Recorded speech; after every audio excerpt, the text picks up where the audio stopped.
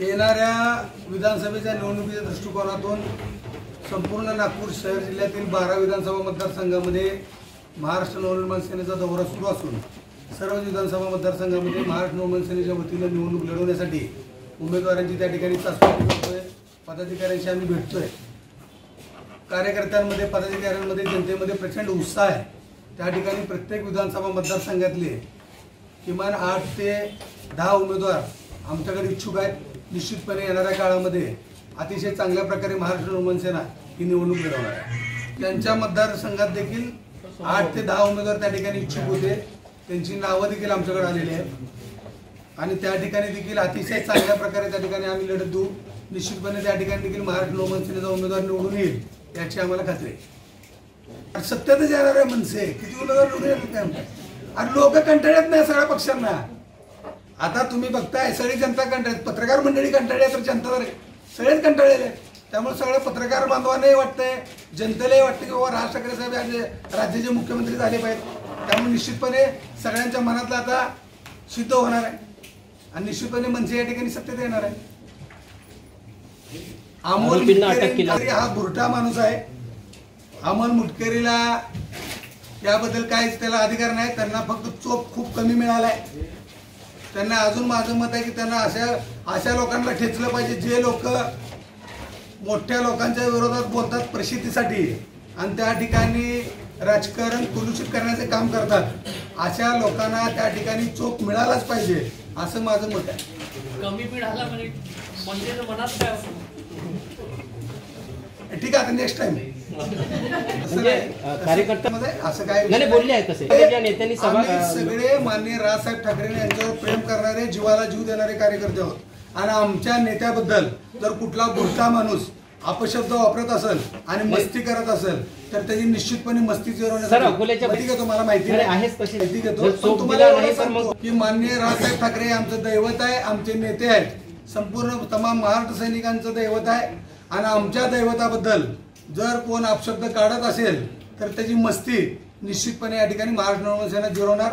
आता थोडं कमी झालं असेल तर याच्या पुढे अजून त्यांनी ते लक्षात ठेवावं।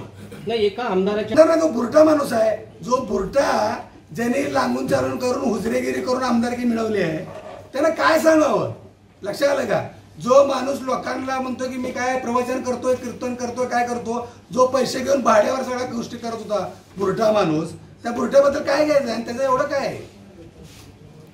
त्याने आतापर्यंत काय केलं की मोठ्या मोठ्या लोकांवर टीका करायची आणि प्रसिद्धी मिळवायची। आता दुसऱ्या पक्षाने काय केलं नाही, तो आमच्या नादी लागला। मग आता आम्हाला साहेबांनी काय सांगितलंय, एकदा हात जोडून सांगा, दोनदा हात जोडून सांगा, तिसऱ्यांदा हात सोडून त्याला दाखवा। ते दाखवले आता राजसाहेबांचे आदेश कशाला लागतात? अहो, दैवताबद्दल जर कोण बोललं तर आदेश कशाला लागतात? आम्ही आज महाराष्ट्र सैनिक आहे, आदेशाची गरजच नाही ना अशा गोष्टीला। जो आमच्या दैवताला नावं ठेवतो, जो आमच्या दैवतांबद्दल अपशब्द वापरतो, तिथं आदेश कशाला वाट बघतो आम्ही? राज ठाकरे साहेब जनते कामगारांच्या महिला माझा प्रश्न काय का उद्धव आता तो नाही, तुम्ही बोला ना, तुम्ही सांगा ना। कसं आहे लक्षात आलं का की दोघं भाऊ एकत्र आले तर काय? हा प्रश्न कसा आहे की ते वरच्या लेवलचा प्रश्न आहे। नाही, वरच्याने तुम्ही बोलू शकता ना।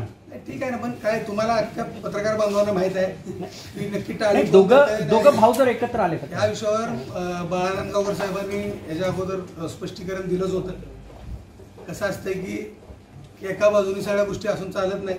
तुम्हाला अनुभव असेल 2014चा, 2021चा, युती करू म्हणले, आमचे एबी फॉर्म थांबवले गेले, त्याच्यानंतर कोण पलटलं, कोणी गद्दारी केली, कोणी धोका दिला, एका महाराष्ट्राला माहिती आहे।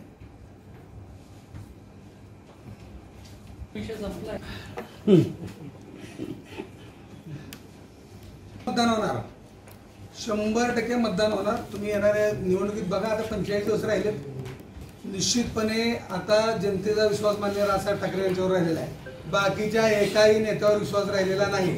मग त्या 2 शिवसेना, 2 राष्ट्रवादी काँग्रेस आणि भारतीय जनता पार्टी, तुम्ही आज बघा, गावखेड्यात जावा नाहीतर शहरात जावा, सगळे लोक त्रासून गेलेले आहेत। लोकांना पर्याय पाहिजे आणि माननीय राजसाहेबांनी आता पर्याय दिलाय आणि लोकांसमोर माननीय राजसाहेब ठाकरे पर्याय निश्चितपणे आता मतात रूपांतर होणार। सगळ्या जागा लढवणार, सगळ्या जागाला होणार. महाराष्ट्राच्या सगळे आता जनताच्या नक्की आहे. जनता दाखवते आता येणाऱ्या निवडणुकीत काय ते.